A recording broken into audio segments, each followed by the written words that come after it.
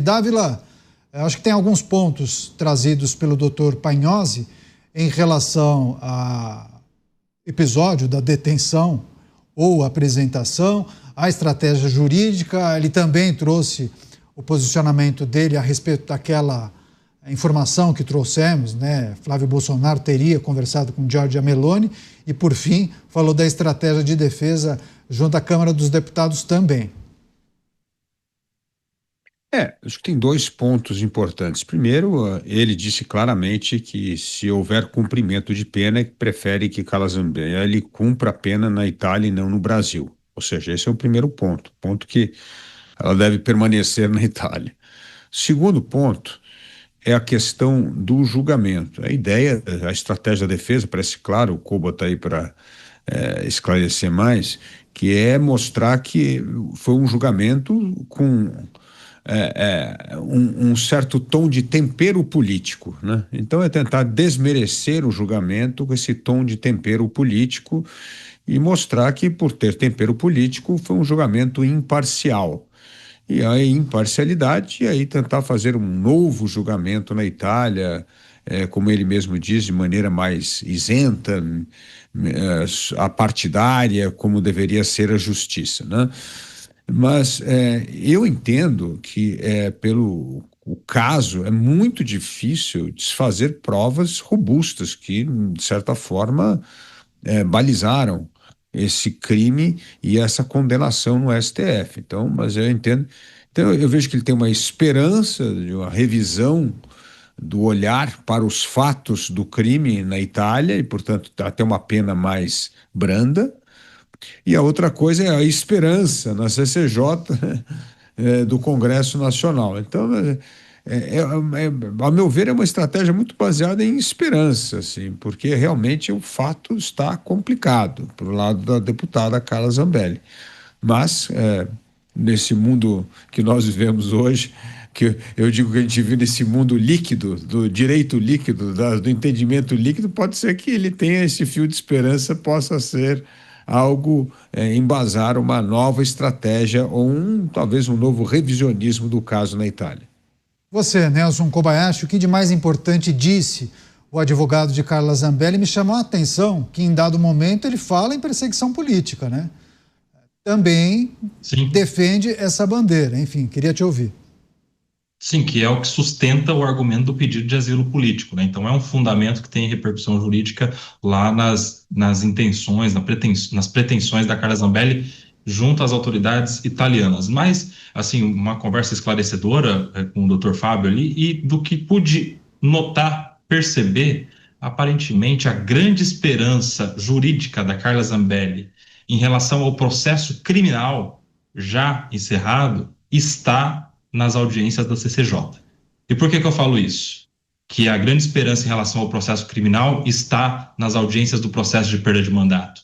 Porque somente nesta audiência e nos trâmites que correrão lá na Câmara dos Deputados é que, se as provas que forem solicitadas, forem requeridas, forem produzidas, estou falando de oitiva do Delgatti, a cariação entre a Carla Zambelli e o Walter Delgatti, produção de perícia independente, remessa dos achados ali de mídia, de celulares e do que mais constar para outros peritos, e que disso tudo possa gerar informações conflitantes com aquelas que embasaram a condenação, é que daí teria o tal do fato novo, que poderia dar base a uma revisão criminal. Ou seja, seria o caminho de possibilidade para que a condenação viesse a ser destituída e um novo julgamento acontecesse. Então, no meu ponto de vista, do que entendi aqui, pude perceber dessa boa conversa com o Dr. Fábio, é que eles estão esperançosos, porque se o Walter Delgatti disser algo diferente do que disse no outro processo, pronto, já temos aí um ponto de contradição a ser explorado juridicamente, assim como uma perícia, assim como uma acariação, uma contradição que se evidencie, e isso tudo, claro, na Câmara dos Deputados, sendo televisionado, sendo transmitido e repercutindo também na opinião pública, poderia gerar uma possibilidade, um caminho, uma fresta de revisão criminal. Acho que essa é uma das estratégias que a defesa tem. Programa Os Pingos nos Is, as manifestações da defesa de Carla Zambelli, mas também o posicionamento de Hugo Motta, presidente da Câmara dos Deputados, em relação à análise não da detenção, mas apenas da possibilidade de cassação do mandato da parlamentar. E antes da entrevista que nós fizemos há pouco com o advogado de Carla Zambelli, Hugo Motta fez uma postagem nas redes sociais. Ele escreveu o seguinte: tomei conhecimento da prisão da deputada pela imprensa. Consultei o ministro Lewandowski, que nos repassou informações preliminares. Aguardamos as manifestações oficiais do Ministério da Justiça e do governo da Itália. Importante lembrar que as providências que cabem à Câmara já estão sendo adotadas por meio da representação que tramita na Comissão de Constituição e Justiça da Câmara, em obediência ao regimento e à Constituição. Não cabe à Casa deliberar sobre a prisão, apenas sobre a perda de mandato. Você, Cristiano Beraldo, nós trazíamos aqui muitas impressões sobre as falas do advogado de Carla Zambelli, mas, bom, então daqui a pouco o Beraldo está com a gente, perdemos o contato com ele, mas só quero trazer a análise sobre essa manifestação de Hugo Motta. Dávila, havia a sinalização de que em algum momento os deputados iriam se debruçar para tratar da situação de Carla Zambelli. E agora, de forma expressa, com essa postagem na rede social, Hugo Motta sublinha essa informação, né? Os deputados vão tratar apenas da cassação de mandato. Nada a ver com a detenção dela.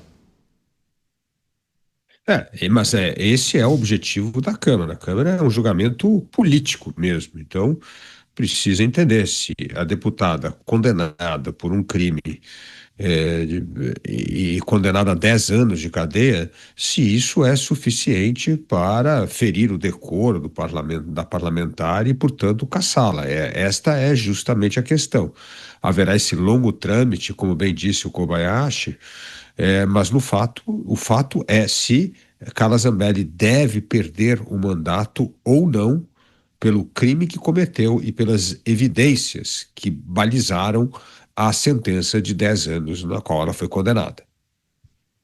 Quero chamar a sua atenção, você que acompanha a programação da Jovem Pan, porque nós publicamos uma enquete no nosso portal. Queria que você, se pudesse, prestigiasse, entrasse no portal da Jovem Pan, jovempan.com.br, e registrasse a opinião. Você acredita que se o presidente Lula ligar para Donald Trump, ele vai conseguir convencer o americano a mudar de postura, cancelar ou adiar o tarifaço?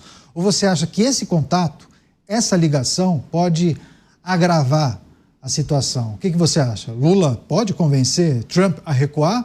Ou você acha que não? O contato entre os dois pode piorar as coisas? Entre no site jovempan.com.br e registre o seu voto. Eu conto com você.